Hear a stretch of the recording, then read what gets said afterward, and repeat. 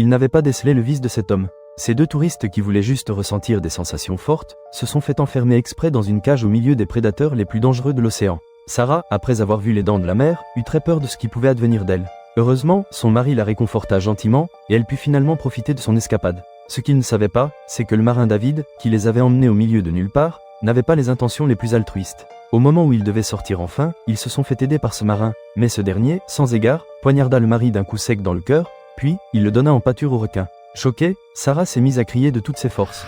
Elle se réveilla aux côtés d'une autre beauté, et comprit de suite que le David était un gros pervers. Ce qu'il aimait par-dessus tout, c'était de kidnapper des jolies femmes sans défense, et après qu'il eut fini de jouer avec elles, il les balançait dans l'océan pour ne pas laisser de traces. Ce jour-là, il leur ramena de quoi manger et boire, mais ce pervers avait mis des somnifères très puissants dedans. Elle se réveilla dans la proue du bateau, et remarqua une caméra dirigée vers l'autre femme. En fait, le pervers voulait non seulement nourrir les requins, mais de faire voir toute la scène à Sarah, car c'était sa seule manière de se sentir dominant. Une fois mangé par les requins, David orienta la caméra vers Sarah, afin de ne rien rater de ses émotions. Quand vint finalement son tour, David fut choqué de voir que Sarah possédait un organisme qui n'attirait pas les requins.